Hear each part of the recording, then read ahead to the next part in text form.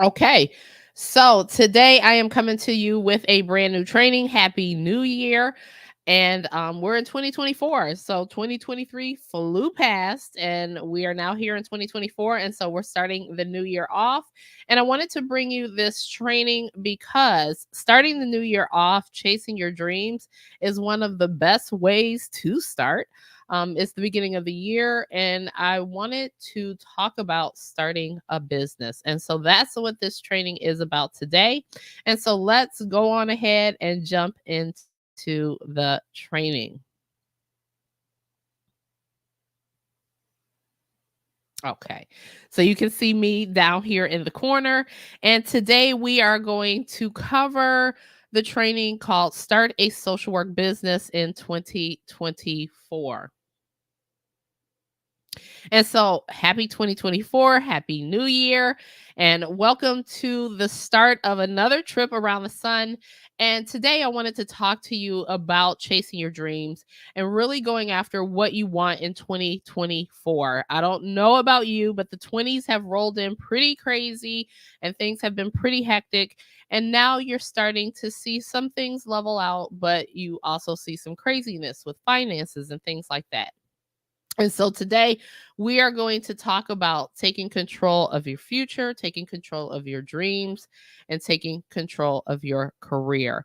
And how are you going to do that? By starting a business. And so in this training, I will show you the 5 essential pillars for starting a business in 2024. So you can stop making excuses and finally start your entrepreneurial journey with clarity. If you follow my proven framework by this time next year, listen, my friend, by this time next year, you could be making some serious dollar bills, my friend. And so I want you to turn off all distractions and just really give me your undivided attention for about the next 25 to 30 minutes. And so, can you imagine what it will feel like to gain clarity about how to start your business? So, this time next year, you could be giving your 2 weeks notice and only saying yes to doing the things that fire you up in your career. Now, starting a business is one of the best ways to take control of your economic destiny so you can create more time, financial, and career freedom for yourself. You will never be able to do this solely working for someone else. Okay. Even if they pay you well, even if it's always shaky. Okay. So let's talk about where we're going in this training. First, we're going to look at some important notes about this training. And then we're going to look at the 5 pillars. And while we're looking at the 5 pillars, we're going to discuss why these 5 pillars are important. And then we are going to close out the training. And so, some important notes. This training is for social workers looking to start their business selling digital products, consulting services, or coaching services. All businesses, now it's important to note that all businesses these days need to have some digital components. So, even if you're not looking to sell digital products or be a consultant or a coach, this training is still beneficial to you because all businesses, and I'm telling you, even if you have a clinical private practice, all businesses need to have some digital components. They may not need all of them, but they definitely need some of them. The 5 pillars covered in this training will discuss the what and the why, but not the how when it comes to establishing the pillars. I have a bunch of videos on this YouTube channel that discuss the how of these various pillars. And we really dig deep into the how in the social work mogul community over there on Patreon. So that's where we dig deep into that. However, for this particular training and for the year, I have created a brand new guide. It is a step by step guide that walks you through each step that you must take to start a successful business selling digital products, coaching services, or consulting services. And so you can go ahead and grab that free guide. It is linked below in the description box. If you are on Facebook, it is going to be at the top. There's a top button on the Facebook page that says sign up here, and you can go ahead and grab that free guide. It is a robust guide. It's about 60 plus pages, maybe about 63, 64 pages. And so it's best if you download that guide on your desktop or your laptop, not to your phone. But again, it is a really detailed guide on each step you need to take to start your business. And then finally, starting any business. Okay, I'm blocking the thing. So let me take myself off. Starting any business requires focus, dedication, consistency, mindset work, patience, and then showing yourself some grace. So as you start this journey, just know that there are going to be ups and downs, bumps in the road, but show yourself some grace and just take baby steps in doing this. And so let's go ahead and get into the training. So let's look at pillar one. First pillar, you need to create a social media presence. And so this will start with YouTube. It could be YouTube, it could be TikTok, it could be Instagram, Facebook, LinkedIn, Pinterest, right? And Pinterest is interesting because Pinterest is not social media, neither is YouTube. Everything in the middle of these two are social media. So TikTok, Instagram, Facebook, and LinkedIn. But Pinterest and YouTube are both search engines. Now, what's unique about Pinterest is that you cannot do with YouTube, even though it is a search engine. What's unique about Pinterest is you can specify where you want to drive traffic to, which is hugely important in really driving traffic to different places that you have. So you can use Pinterest to drive traffic to your websites that will be on people's desktop, their tablets, their cell phones, right? This is why creating a social media presence is the first pillar. If you're doing business in 2024 and you don't have a social media presence, you are not doing business effectively. Okay. So, why? Why do you want to have a social media presence when you are starting a business? And so, let's take a look at the first reason. My computer froze, so bear with me. Okay, so there we go. So we have reach and visibility. And so social media platforms provide a vast audience reach, and this allows you to connect with a broader and a diverse community, right? So think about it. If you are not on social media, you're only connecting with the people that you either see or the people that come to you via word of mouth. However, when you can showcase your expertise on a social media platform, you can drive traffic to your business because of the increased visibility. And this just helps you reach potential clients. It can help you reach potential collaborators and even some partners. Okay. And then we have education and awareness. And so social workers can use their platforms to educate and raise awareness about various social issues, mental health issues, well-being issues. And I want to note right here that even as a social worker, even though I'm teaching social work entrepreneurship, it's not always about solely about your social work skills. You have other skills that you can utilize to start a business. You can start a business solely in that skill set unrelated to social work, or it can be something that you fuse with social work, such as if you travel a lot, you can really put a social work lens on helping people travel, right? So be creative, but education and awareness. So sharing valuable content can position you as experts in the field that you are showing up in. And so this contributes to societal understanding. The next reason why, oops, I'm going backwards. The next reason why is networking opportunities. So, social media offers a convenient and effective way to network with other professionals, organizations, and influencers. And so, building connections within and outside of the social work field can open up collaboration opportunities and enhance your business prospects. So, that is going to be huge. The next one is client engagement and support. And so establishing a social media presence allows social workers to engage with their audience in real time. You can literally provide valuable resources, you can answer questions, and you can offer support, and this creates a sense of community and trust amongst your audience.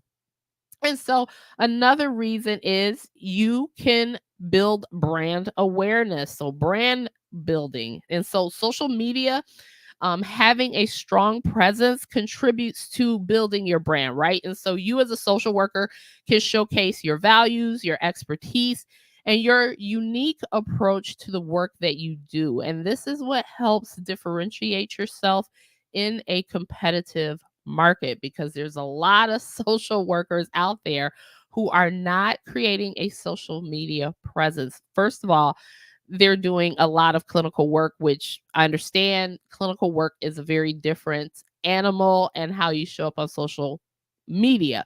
But today, again, we are talking about creating and selling digital products, coaching services, or consulting services as a social work entrepreneur. And so brand building is huge. Now, again, you've heard me say this before, showcasing your expertise. So, social media platforms offer you a space to share your insights, any case studies, any success stories that you have. And this not only demonstrates your area of expertise, but it serves as a way for you to showcase the positive impact that you can have on individuals, communities, and the particular target audience that you are trying to serve with your business.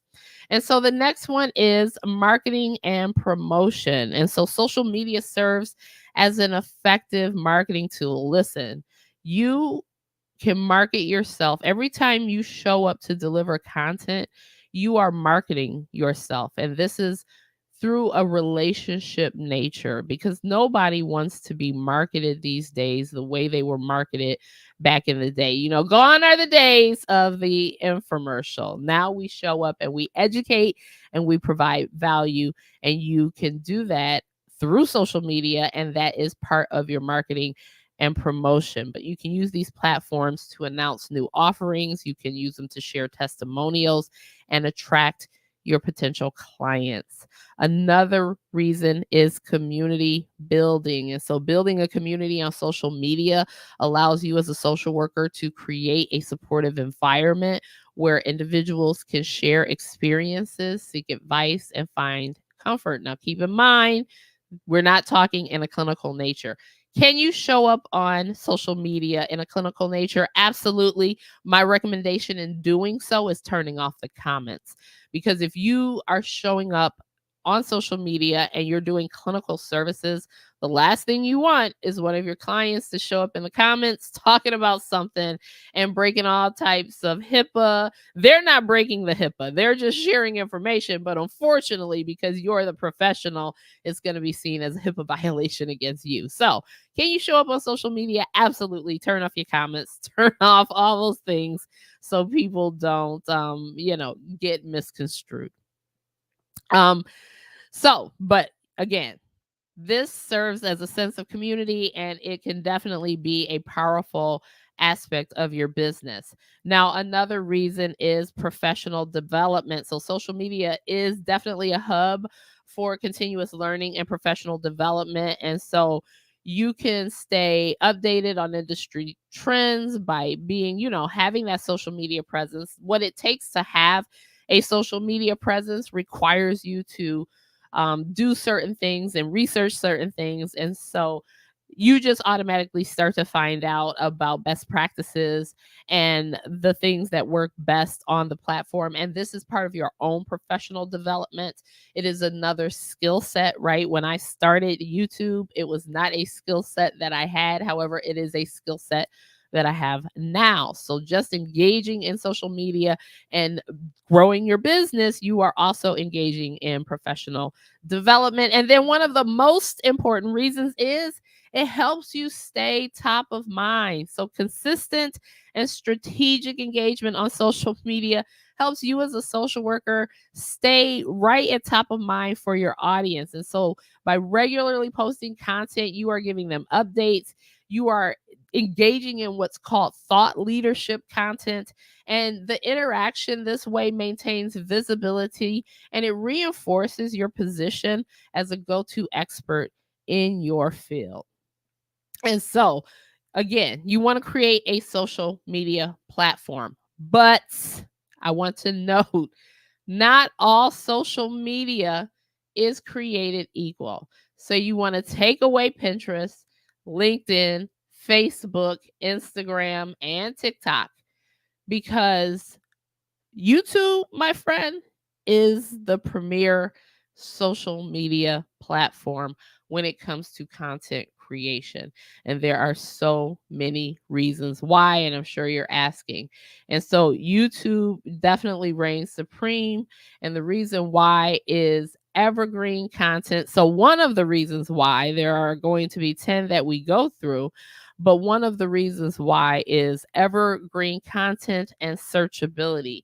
And so when we talk about evergreen content, YouTube videos have a longer lifespan than any other platform out there. So when you look at the TikToks, the Facebooks, the Instagrams, that content has a very short shelf life. It is either going to perform within the first 24 to 48 hours, and after that it literally dies unless somebody goes to your profile and happens to pull it up. It literally kind of dies a slow death from that 48-hour period. And it won't do any work for you again after that, right? And so YouTube has a longer shelf life than this. And so YouTube's search functionality makes it easy for users to find relevant content, contributing to the longevity and the discoverability of your videos. And so this is going to be something that you don't see on any other social media platform. Another thing is long form content capability. So, unlike other social media platforms, those that limit the duration of the videos, now I know TikTok can give you up to 10 minutes, but YouTube really allows for longer form content. And so, this is advantageous when you want to delve deeply into topics like we're doing today. You want to share case studies, you want to conduct comprehensive interviews, right? You want to showcase your expertise on a deeper level. YouTube allows for you to do that. It also has the global reach capabilities. And so YouTube's ability to have global reach is literally unparalleled. And you can take advantage of this vast and diverse audience from different regions and cultures. And this allows you to make a broader impact and contribute to a more inclusive dialogue on whatever it is that you are showing up to provide value with, whatever your business helps with. Another thing is community building features. So YouTube provides features that facilitate community engagement, such as comments, likes, and shares. Now, other platforms do offer this, but again, because of the longevity of the video, you can come up on a video from YouTube from 4 years ago, and that video is still performing, and people are still liking and commenting and sharing. Again, content on TikTok, Instagram, Facebook, all of those die a fairly quick death. The next one is educational content potential. And so, if, as an entrepreneur, you possibly want to aim to either educate or raise awareness about an issue. And so, that's what your content really does. You educate on how people can have their problem solved, their pain relieved, or their desire fulfilled, right? And so you do that with educational content, and YouTube's an ideal platform for creating those in-depth educational content videos, whether it's sharing your insights or providing advice, conducting virtual workshops or master classes like this one today. Your content on YouTube can cater to the informational needs of your audience. Also, this helps really to establish your authority. And what does authority create? Trust. And it lets people know that you potentially have the solution they need for their particular problem, right? Because that's what businesses do. They solve problems. And so, what's another benefit is video dominance. And so, YouTube is the second largest search engine globally after Google. And guess what? Google owns YouTube, right?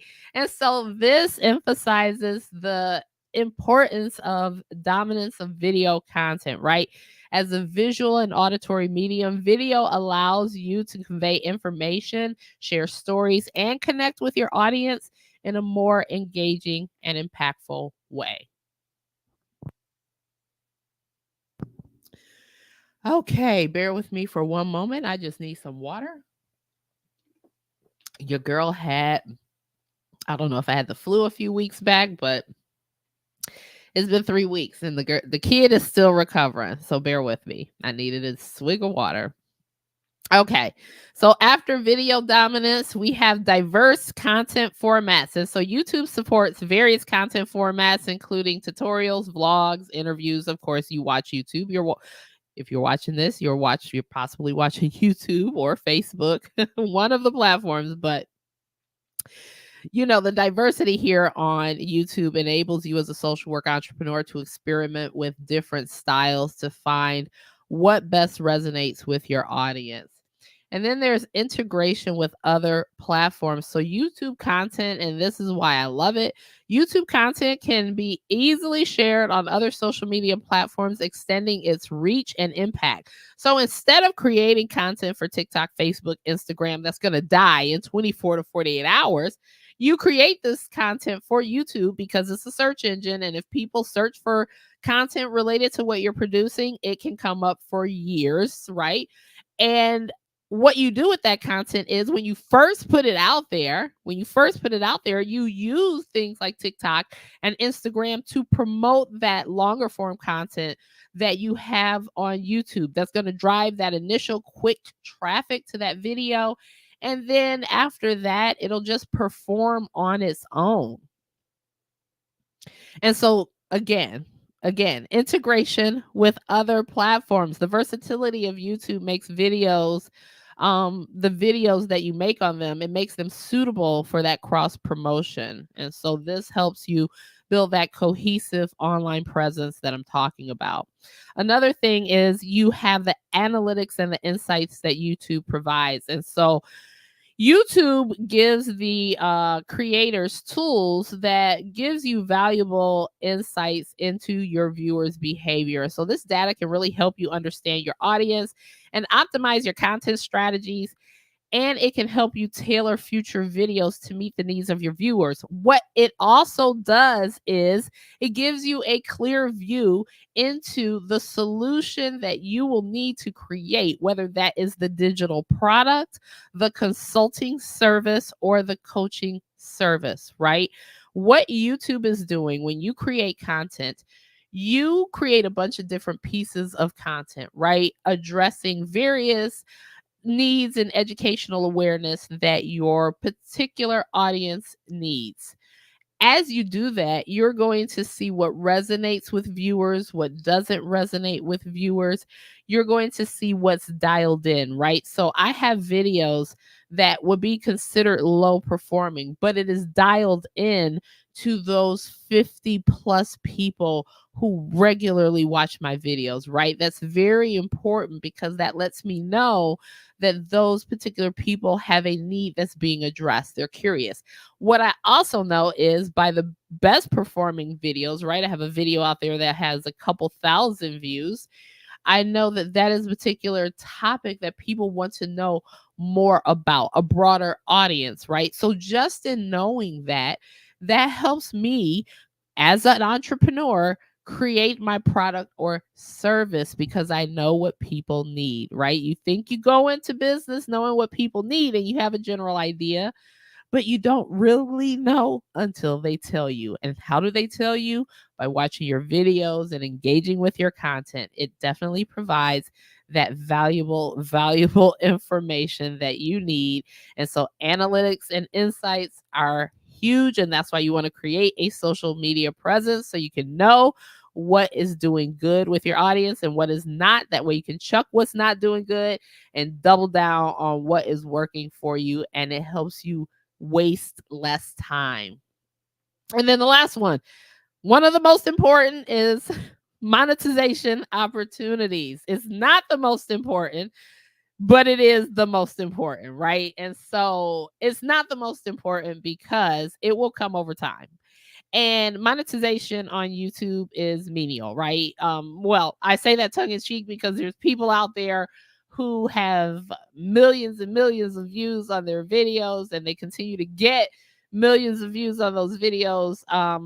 And they make money hand over fist. I think I was watching a guy who does this food channel that I really love, and just based on his views and what he's getting annually, he's making about $8,000 a day on AdSense, which is a lot of money. Most people are not pulling down that kind of change. So, monetization is important, but I want you to put it on the back burner. Know that it's there. That's why I put it at the last one. And so, if you're exploring entrepreneurship, YouTube offers the potential for monetization through their partner program.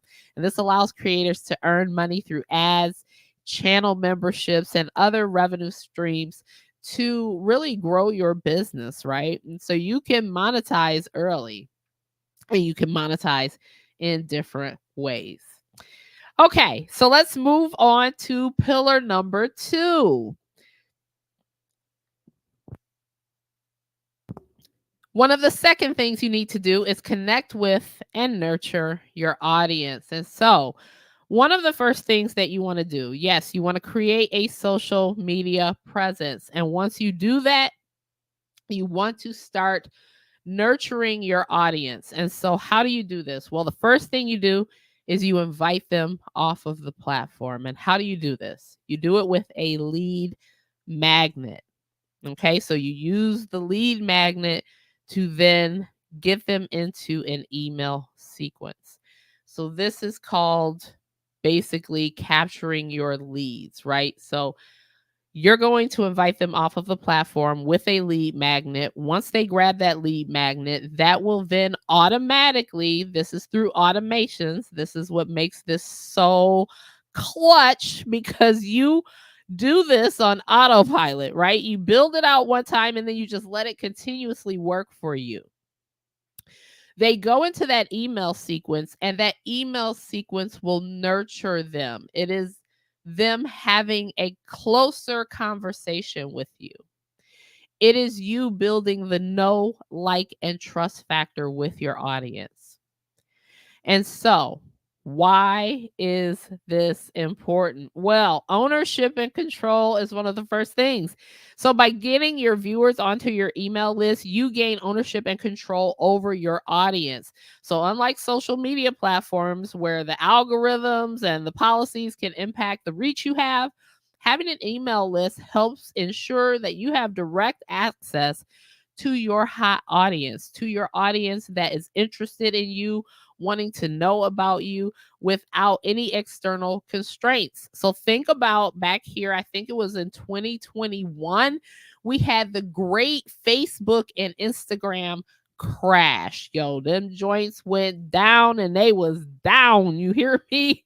And people who had businesses that they get their leads through social media, which people who have businesses and start social media realize it is it's the easiest way to get your business in front of people. When that Facebook and Instagram crash happened, it was a whole shit show. You had people out there, oh, they was upset. You've even had people who have had their Facebook, their social media accounts hijacked and held for ransom if their businesses are that popular, right? Even if we talking about businesses that you wouldn't necessarily consider popular, like they have like maybe like 3,000 Facebook fans, or 4,000 YouTube followers, and they got accounts being hijacked, right? So if that happens and you're locked out of your accounts, you have people on your email list. You have ownership and control of how you talk with your audience. Again, this leads to direct communication. So, an email allows for you to have personalized and direct communication with your audience. And so, as entrepreneurs, you can share valuable content, updates, and resources directly to the subscribers of your email list in their inboxes. And this creates definitely a more, like intimate and I say immediate connection, a more intimate and immediate connection. It also leads to deeper engagement. So, email marketing enables you as an entrepreneur to provide more in depth, personalized content. This is through newsletters, exclusive resources, and targeted information. And so, you can engage with your audience on a deeper level, and this just really fosters a stronger connection and sense of community. You also have the ability to do one of the most important things, and this is nurture relationships. And so, connecting with your subscribers through email allows you as an entrepreneur to build lasting relationships. And by consistently providing value and addressing your audience's needs and offering support, you can establish trust and credibility, which is huge in a business. The next one is going to be sales conversions. Sales conversions, my friends. So, an email list is an invaluable asset for monetization. And so, as a social worker, you can promote your digital products. Should you do that? If you're doing consulting services, a coaching program, even if you're doing none of these and you're doing some other type of business, you can promote different services and products directly to your email list. They're a hot, engaged audience, and it does increase the likelihood of conversions. And when we talk about conversions, we're talking about converting someone from a potential client to an actual paying client.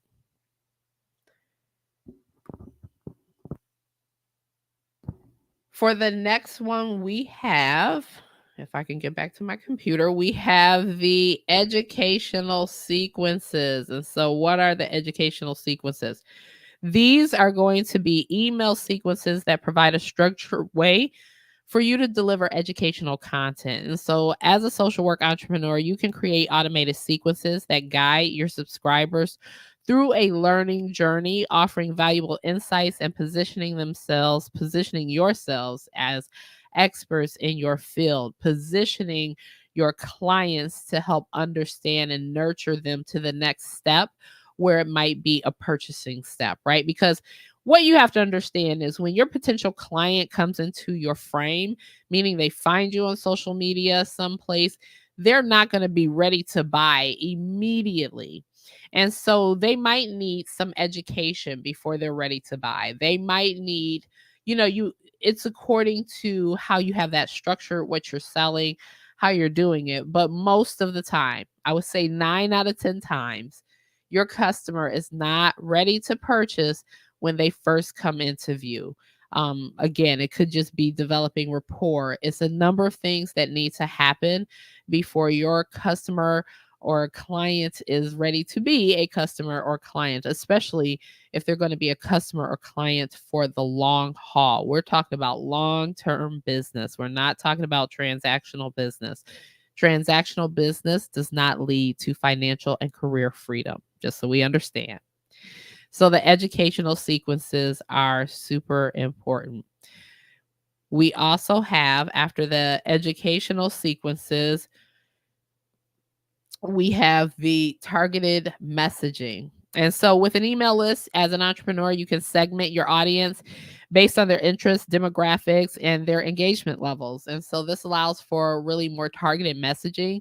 Those clients or potential customers or people on your email list who are ready to purchase, you can market to them differently than someone will say who just got on your email list today. So targeted messaging is huge with an email list, and you cannot do that anywhere else. You cannot do that on social media.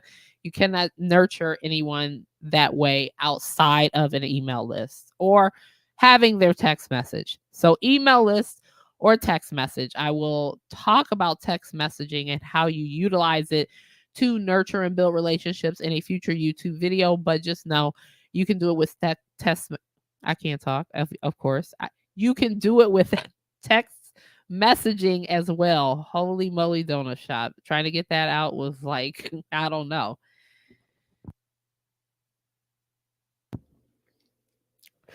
After targeted messaging, we have data collection and analysis. So, email marketing platforms, they offer robust analytic tools, which allows for you as an entrepreneur to gather data and subscriber behavior. So, this will look at things such as open rates and click through rates.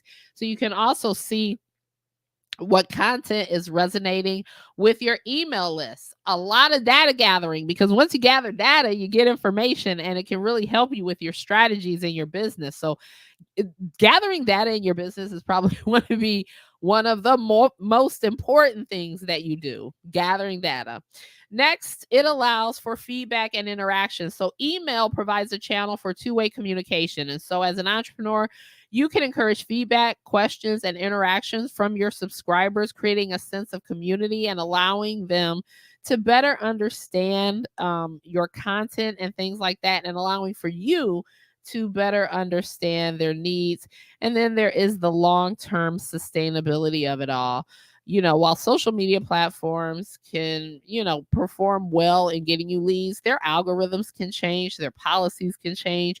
And an email list provides a more stable and long-term communication channel for your business. It acts as basically a foundation for the your online presence.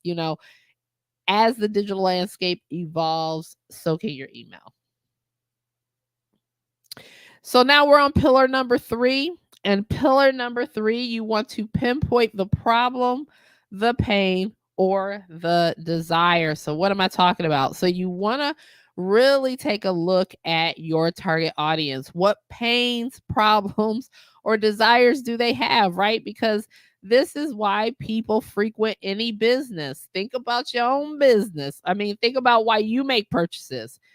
It's to do one of these things. You buy food to relieve the pain of hunger, right? Or you work to solve the problem of how you're going to buy the food, right? All of these things. This is why businesses exist. So after you look at your target audience to see what their pain, problem, or desire is, you are also going to ask them questions. Ask questions about what they need. Just dig deeper into what they're looking to do. And then after you do that, you can also do surveys, right? So you can go out and see what people need, what they want, what they were willing to possibly pay you for, right? How you can help them based on what area you provide help in. And so you might be asking, or that we're going to definitely cover, why is this important? Okay, so tailored solutions. You want to ask them questions. You want to get to know them. You want to figure out their pain, problem, or desire because of tailored solutions. Understanding these things allows you as an entrepreneur to tailor the offerings to address their specific needs. This ensures that your services or your digital product directly address the challenges and concerns faced by your target audience, making it more valuable and relevant. It's also a client-centric approach to doing things. So by identifying your target audience's pain points, you as an entrepreneur, you are adopting this client-centric approach. This means that the products or the services that you design, you'll have a deep understanding of the client's perspectives, fostering this sense of empathy and connection that is essential in doing business, especially as social workers. Also, there's increased relevance. So the products and services that you provide direct when they directly target the pain points of a client, they are more likely to resonate with that target audience. And this relevance enhances the perceived value of the offering and increases the likelihood of attracting and retaining clients to your business. So this is, clients who see the entrepreneur as someone who truly understands and can address their challenges.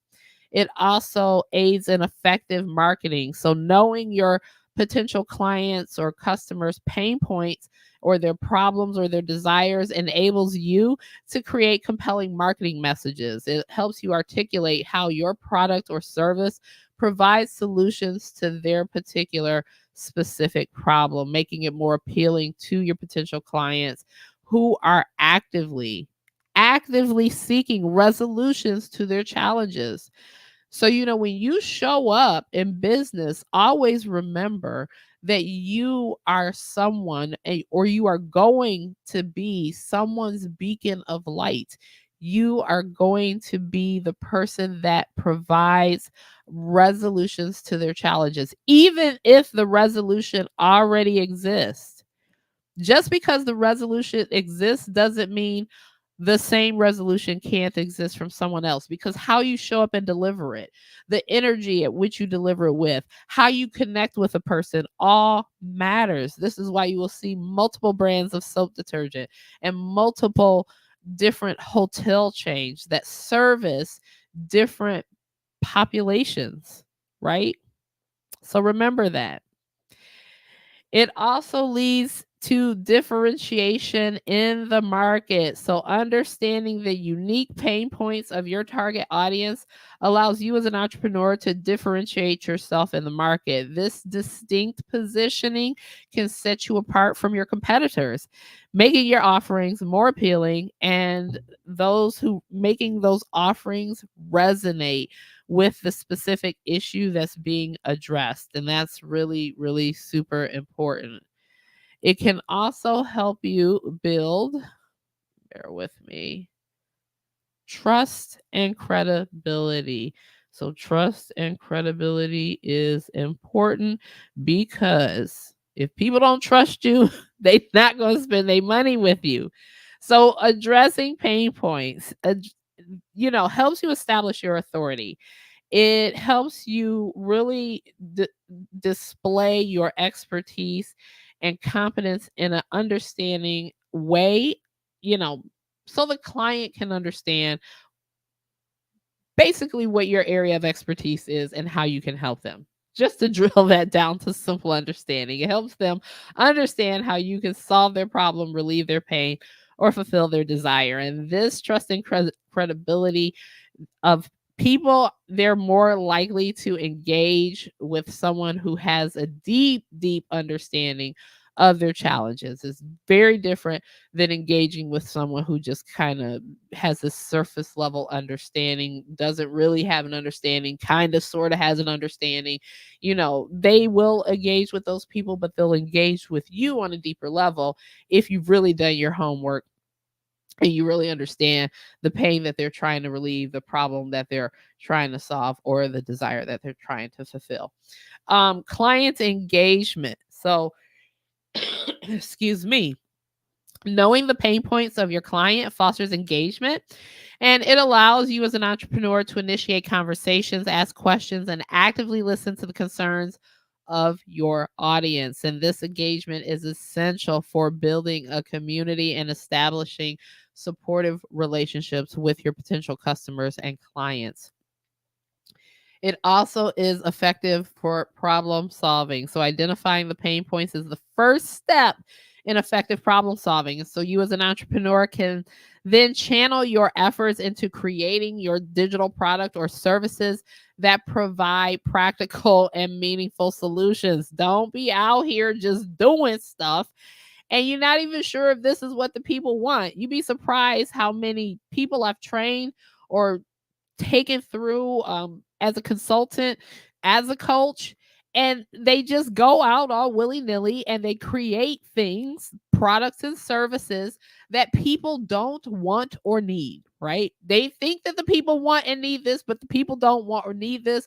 And you, as a social worker, if you are doing any type of clinical work, if you're working with people, you know, one of the first things that we are taught as social workers is it is not for us to decide what is normal for the client, what is best for the client.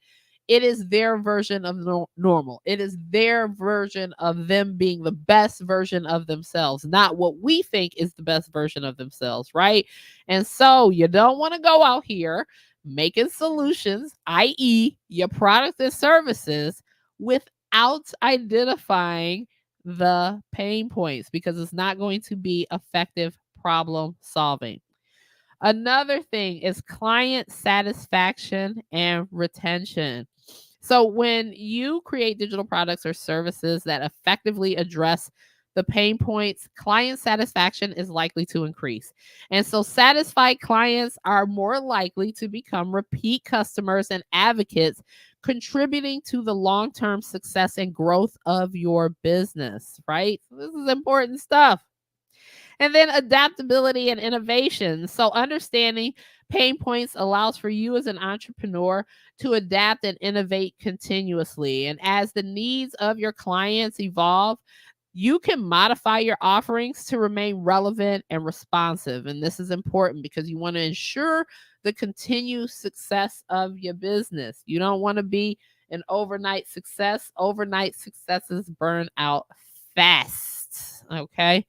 So after pillar number 3, we go to pillar number 4, and this is create a foundational service or product.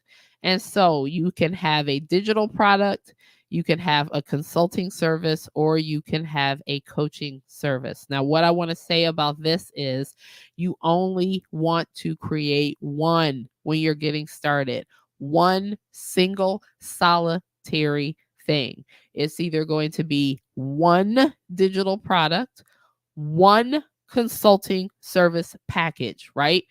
One coaching service package. It will be your foundational service or product. So this is not going to be your high ticket offer. This is going to be the gateway to your high ticket offer. And so why do you want to create a foundational product or service? Well, you want to establish your credibility. And so a foundational product or service allows you as an entrepreneur to establish credibility and expertise in your field. You're just getting started as an entrepreneur. You can't go out here talking about drop me $12,000 for my product or service and you haven't established any credibility. You will eventually be able to do this. But as someone just getting started, you definitely want to establish credibility.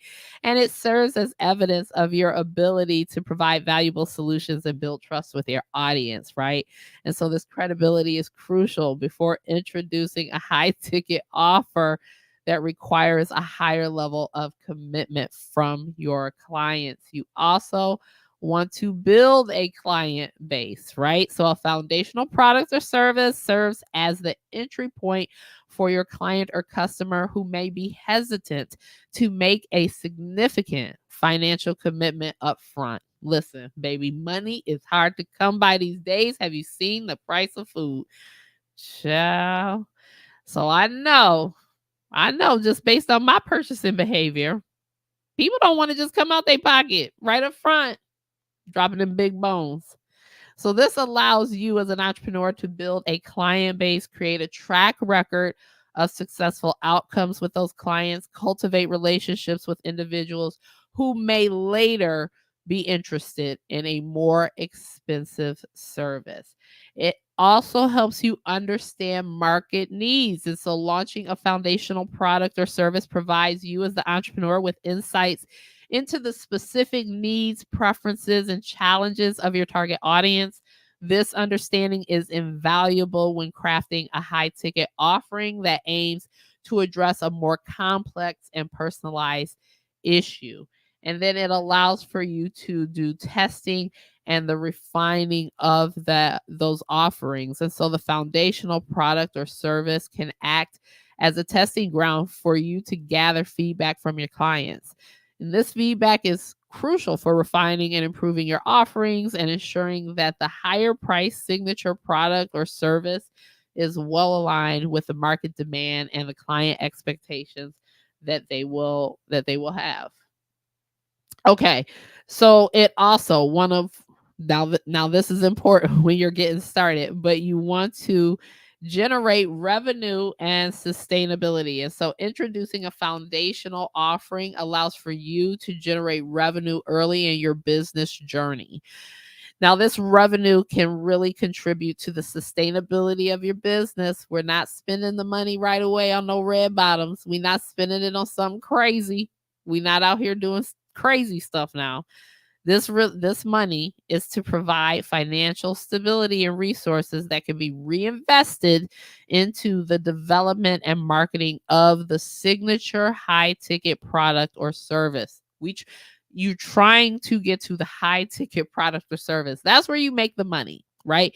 The foundational product really takes off of your hands some of the money that you're paying for services that help run your business so you can be an entrepreneur, right? You definitely gonna have to spend some money to make some money. Now, when you do the business when you set it up the way I'm telling you to set it up in the beginning, how to start your business, which is what this training is covering, you can do it for very, very cheap, significantly cheaper than you would if you just go straight into a brick and mortar. But you want to generate revenue, um, and give some sustainability to your business, and a foundational product helps you do this early on.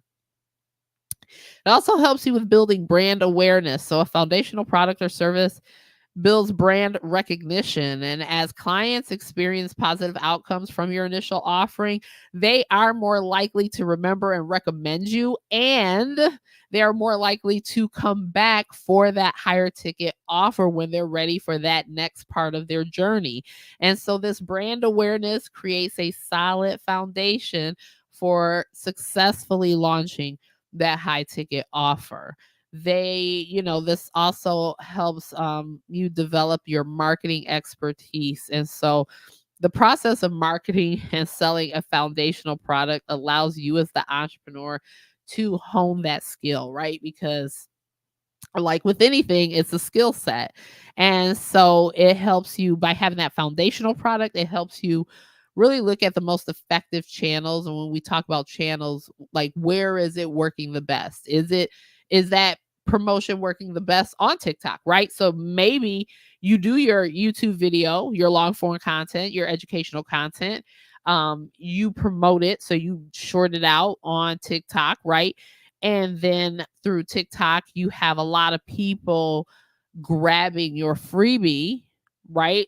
And they're converting at a higher rate. So they might be converting on TikTok at a higher rate, but that's TikTok is what's driving traffic to the YouTube video for them to be able to convert, right? Different things, right? But developing that marketing expertise is important. It's important for you to understand the messaging and the strategies for marketing and reaching and converting your target audience. And so this knowledge is valuable when promoting your high price ticket offering. It also allows for gradual client investment. So clients often prefer a gradual investment approach, especially when engaging with a new service provider. And so a foundational product with a lower entry cost allows those clients to experience your entrepreneurial style, expertise, and value proposition before totally committing a substantial investment. It also helps in building trust and relationships. And so the initial product or service helps in nurturing those relationships. And that is a critical factor, especially when you're going to propose a high ticket service. You want to already have some type of relationship with the client. And so establishing that foundation of trust through an entry level offering increases the likelihood that the clients will feel confident and comfortable in investing at a higher level. And then it helps mitigate risk. And so this is important. Launching a foundational product allows you as the entrepreneur to test your business model and offerings with less financial risk. It provides you an opportunity to validate the market demand and adjust your approach based on real world feedback before making a more significant investment in a higher ticket offer. Because if you're providing a higher ticket offer, it is more of a time investment for you to create it. It's more of a time investment for you to have, taking the time to learn the things that you need to know to provide that high ticket offer. So again, mitigating your risk. The biggest risk that is going to mitigate is you wasting your damn time. Don't be out here wasting your damn time creating that high ticket offer and putting all that blood, sweat, and tears into it, and you launch it and it does nothing ever. Never. You trying to sell it for the next year, and now you wasted your time when you could have had a foundational product, making some money off that foundational product and learning more about your target audience and how you can serve them. It is not about your target audience helping you make your money. It's about you showing up and providing value and serving them in a way that warrants them going into their pocketbook and spending money with you. It is not an entitlement. People work hard for their money. It is not an entitlement. Pillar number 5, we are finally at the last pillar. This training was a lot longer than I planned, but the next thing you want to do is scale your business. And so this is where your high ticket offer comes into play. You want to make some serious dollar bills, y'all. Why? Because this is what's going to help you leave your job. This is what's going to really help you step out on your own terms and create a business, right? And not just create a business that's another job for yourself. I see so many people creating businesses that is another job for themselves. That is not what we're here to do. We are here to create businesses that help us free up more of our time. And so, how do we do this? We do this with a higher ticket offer. Higher ticket offer means less hours in the office, baby.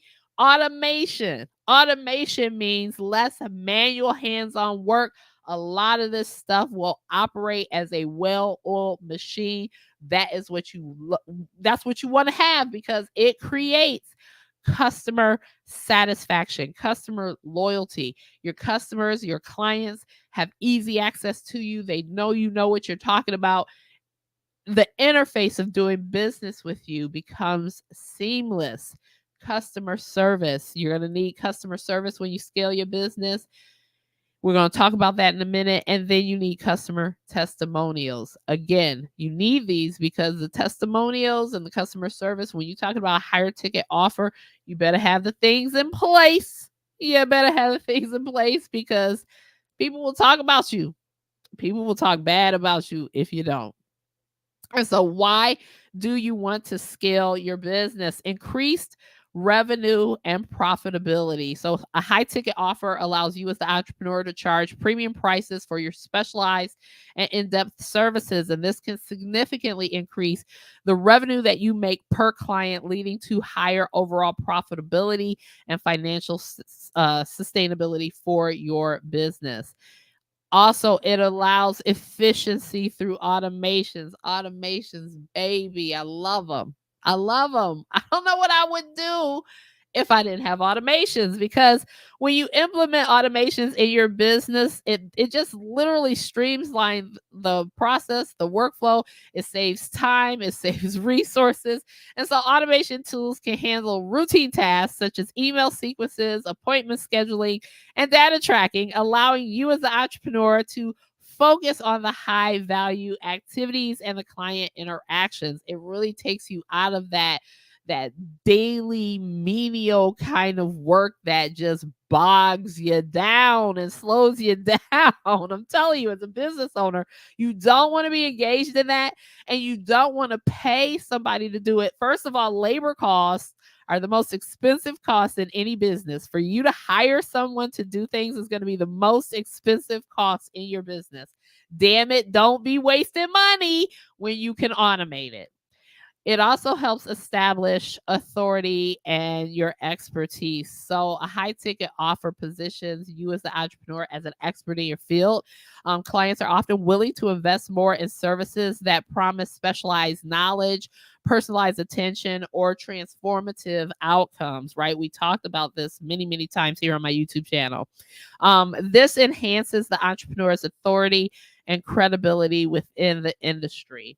And then you also want to have testimonial driven marketing. And so capturing testimonials from satisfied clients serves as powerful social proof. Positive testimonials can be strategically used in marketing efforts to attract more high ticket clients. And then authentic endorsements can contribute to the reputation and trustworthiness of your business as an entrepreneur and your offerings. And so that's huge. Another thing is leveraging scalability. And so scaling the business involves leveraging resources to handle increased demand without proportional increases in effort, right? So again, you are not creating a job for yourself. I see so many entrepreneurs who don't listen, not to me, just I don't know, just tap into what's going on. I see so many entrepreneurs doing business and they're listen, they're just not leveraging the ability to scale. They're doing so many manual tasks and it's slowing them down, which is literally um not helping them to make more money, right? When you are doing that, you are literally slowing yourself down from making more money. Scaling, when you can sell something on autopilot and you don't have to show up for that 1 hour to make that money, and numerous people can purchase, and you can listen, it's just such a better process. It just makes more sense as why you would want to do it. So that's leveraging scalability. Strategic delegation. You want to scale and you want to hire people to do things. One thing I notice when I'm working with clients is one of the biggest things they fear is hiring someone. And listen, I get it. I totally get it. I totally get it, because hiring someone is a scary thing. And if you've never done it, just like anything else, it's a skill set, baby. And you're going to develop all of them as an entrepreneur.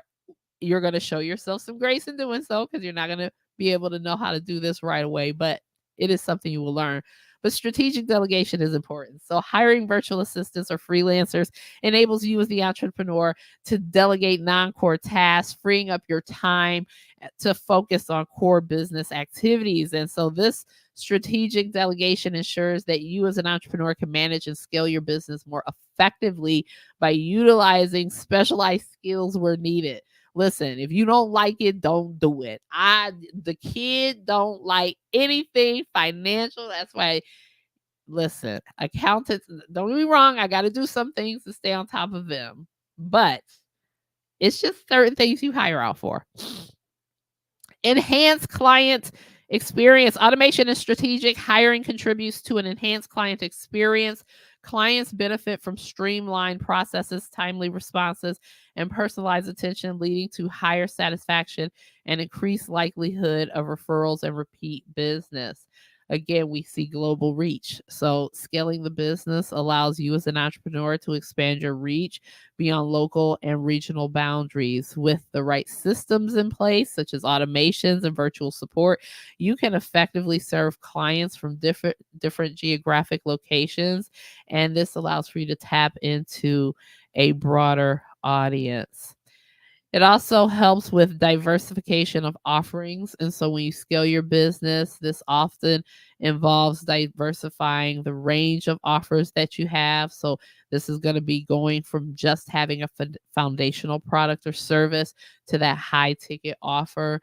You as an entrepreneur can also explore complementary products, group coaching programs, and other services that cater to different segments of your audience, further expanding your revenue streams. And then finally, long-term business sustainability. By combining high-ticket offers, automations, strategic delegations, and scalability, you as a social work entrepreneur are better positioned for long-term success. A scalable business model, you can adapt to market changes, you can adapt to evolving client needs and industry trends, ensuring that the business remains relevant and resilient over time. And so, in summary, creating high ticket offers and implementing these automations and capturing testimonials and hiring virtual assistants and freelancers and really scaling your business so you can pull yourself out of those tasks, right? These are interconnected strategies that contribute to growth, efficiency, and long term success, and some serious dollar bills, y'all, without you having to show up and bleed yourself dry to do it. We are not part of the hustle gang right now. So the hustle gang is over. So that is the end of the slides. Thank you so much for joining me for this training today. Again, I really want you guys as social workers who desire to be entrepreneurs, to tap in this year. Is it hard? It's hard. The mindset shifts that you need to make to become an entrepreneur, they're hard. I'm not going to even fake the funk or lie to you. It's a lot of work. I have people in my Patreon right now who have been in the Patreon for a year and they're still doing the mindset work. No execution whatsoever on starting the things. So it is a process. It doesn't have to be a process. One of the things that I definitely want to work on this year with you guys is that mindset work. Because maybe it's people out here with less knowledge, skills, talents, and areas of expertise than you who are getting to the bag. And I'm just like, why? Why? You got people out here doing things that they don't even have the education. They have half of the education that you have. They're essentially sometimes out here damaging people. And I got my social workers who are scared to go out here and get to this bag. A lot of reasons because you've been told that's not what we're supposed to do. And that's a damn lie. It's a damn lie. It's a damn lie. You got corporations, you got rich folk, you got all kinds of people with money, entities with money who need our services. Okay. So 2024, we is out here getting to the bag. And these 5 pillars, you need these 5 pillars. You need to know these 5 pillars inside and out. Know that you need them, know that they are definitely a huge part of your business, and you need to get on top of them. Again, I have a guide that I've created for you, the social work blueprint. Starting your business in 2024, launching your business in 2024. So it is linked in the description box below. If you are watching this on Facebook, it is at the top of the Facebook page in the sign up now button. And you can go ahead and grab that freebie. Again, it will walk you through step by step. And if you are not a social work mogul, which is a member of my Patreon community, you can go over there and check it out. I'll link to that in the description box below as well. I will be starting a free class over there in April. Enrollment into that mogul community is open until March 31st, at which time it will close. And then I will walk through all the members in there. We are going to take 12 weeks and we are going to go through each step. And I want you guys to implement. We are not looking for perfection. We are looking for implementation. We are looking to get shit done. Okay. I've been getting shit done for a few years now, and it don't ever look pretty at the beginning. It's starting to look pretty now. Oh, listen, the kid is starting to look pretty now, but it takes iterations of stuff. It takes time. And I want you guys to get started now, this year. Don't put it off another year. Don't put it off another year. So have a happy new year. I'm going to get in here to my collard greens and my black eyed peas and cornbread and finish making that and enjoy the rest of my day with my family. I hope that you are engaging in any New Year's activities that you regularly engage in, whatever it is that your family does at this time of year. If you practice the Gregorian calendar New Year's, I also practice New Year's at the spring equinox, which is right before the kid's birthday. So with that being said, Enjoy your day. Thank you for joining me for this training. I hope you found it valuable. Go ahead, click the like button. Please subscribe to my channel on YouTube if you have not. If you are watching this on Facebook, please come on over here and subscribe to my YouTube channel. Hit the bell icon so you are always notified and you don't miss any videos. And until next time, this is your girl Michelle saying, stop waiting. The time is now. Start your social work business. Bye for now.